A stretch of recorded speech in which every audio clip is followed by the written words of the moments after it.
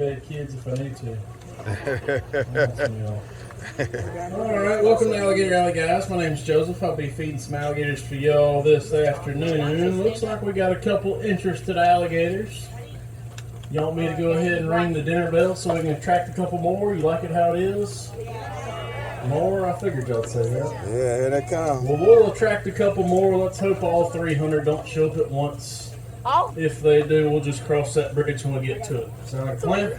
Yeah. All right, here we go.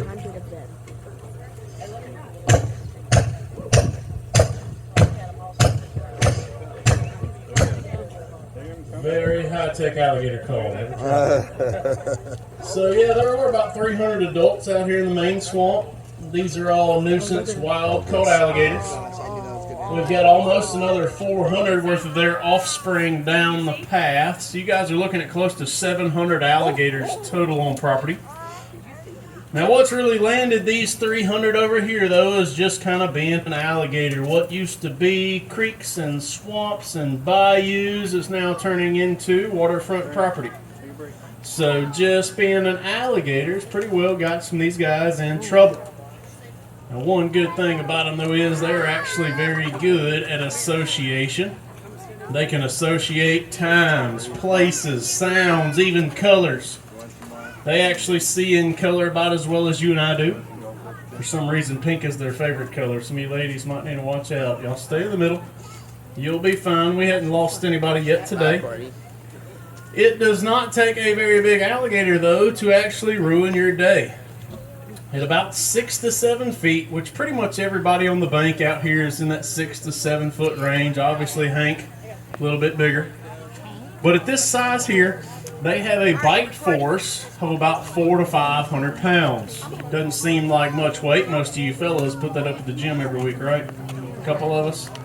Doesn't seem like much, but our arms and legs tend to start breaking about 450.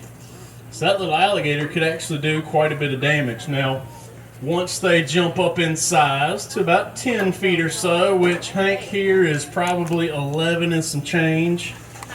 But at 10 feet, that bite force is going to jump to about 1,800 to 2,000 pounds. And then there's a big guy in the very back of the swamp back there named Captain Crunch. And he holds the record for bite force for a male American alligator at 2,982 pounds. This is true poundage, not PSI. They actually can generate into the hundreds of thousands of pounds PSI or tooth pressure. So he's only going to bite you once. Good thing is he can only hold that bite on you for about 20 minutes. What? So, if y'all got 45 to kill, things should be fun, right? At least we'll hope so. We'll drop that piece. So things have been changing around a little bit here as of late. We just got done with alligator breeding season. For us, that's typically about mid-April through the end of May. It actually went a little long. We got into June with some of that breeding activity. And this is all based off temperature and what the environment's doing. So what that means is if you were a big guy, when I start talking big, I'm talking 12 feet or larger. So Hank, believe it or not, is not a pecking order status guy. But the big fellas, they were chasing girls for those 2 months. Now that that's over with, the big guys are all coming back over, getting a bite to eat. Now, if you were a non-pecking order fella, which would be like Hank there, let's see, Roger's hanging out down front and center, all these 10 and 11 foot guys, they really had nothing better to do. The ladies were not paying them any attention because they're not big enough. So they've just been over here eating, trying to become one of those big 13 or 14 foot alligators. Calm down there, sir. And then if you were a female out here, ladies, what you've been doing, you've just disappeared from the feeding shows because you have now established a nest. Once you establish your nest, you are not going to venture very far from it for the 65 days that it's taking to hatch that baby alligator out. So again, Mom laying around providing protection, overwatch to that nest. We actually have a nest right over here on the bank. It's right at the edge. It just looks like a big brown mound of grass. Now this female in particular doesn't have much to work with over there other than grass, so that's what her nest is constructed out of. When you guys get to the back of the swamp, it'll be a little different consistency back there, maybe a little bit more mud, a little wetter. So What you're looking for again, big compost heap, big as the hood of your car, a couple feet tall. There should be a smaller female guarding that nest if she's being a proper mother. Now, being that you guys are probably wondering which ones are the boys, which ones are the girls, we can dive off into it. Externally, alligators actually look the same. I can't really look at one just like you can't and say, yes, that one looks like a boy or that one kind of looks like a girl, because they're identical on the outside. Now, there is one major factor that we can both use to determine males from females, and that is simply going to be size. So, ladies, you don't get quite as big. You get upwards of 10 feet. There's never been a female documented over 11.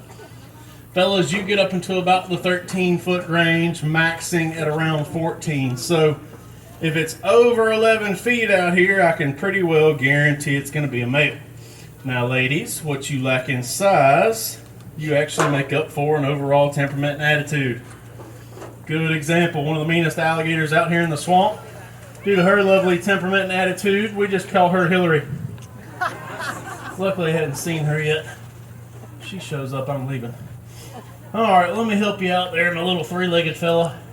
I say three-legged, he's actually missing a whole arm and a foot. He probably has a bad attitude, don't feel bad for him, it's his own fault, I'm sure.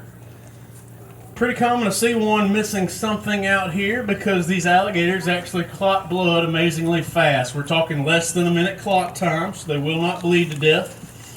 There is an antibody in their blood called crocosylin. That is a true word. I did not make that up. You can look it up. But this crocosylin makes them highly resistant to infection. They've introduced things like HIV, staph, MRSA to alligator blood and has no problem defending that off. So very hardy animals, like I say, common to see a three-legged one. Never seen a five-legged one. Doesn't mean they don't exist.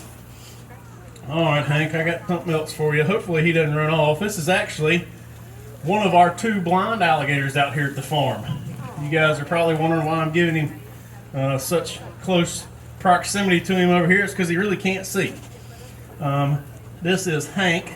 Hank actually had a CNI dog, but he ate that. This on him. I'm not buying any more of those. And actually, Hank resides back there at the bridge, which is kind of unusual to see him up here. Now, granted, he might be having some different issues where the territories don't come into play, because obviously he's not seeing anybody.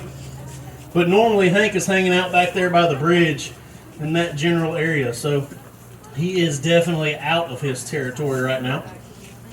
Now, we're not filling any of these guys up. Y'all ready to go ahead and throw Hank something big? That was not convincing at all. Okay, just checking. I know it's hot over there. I'm hot too. We'll feed Hank something big. So, not filling any of these guys up. Let's talk about how big Hank is. He's, again, a little over 11 feet. This dude's probably weighing at least 500 pounds. We're going to say he's 500 so I can do some easy math. But let's say something big comes along, like maybe a pig or a deer or a third grader on vacation. We'll start with a pig. Save the third graders. But this pig comes along, presents itself to that alligator. He can actually eat something that is about a fifth of his overall body weight. So we are talking 100-pound stomach capacity. Bet a couple of those bad kids fit right in, wouldn't they? Now, if we're at the extreme other end of that, down the hatch, gone. If we're at the extreme other end of that, let's say this same 500-pound alligator was having a hard go of things. Life's a little tough. As long as he gets 10% of that overall body weight, so now we're down to about 50 pounds. Don't you do it.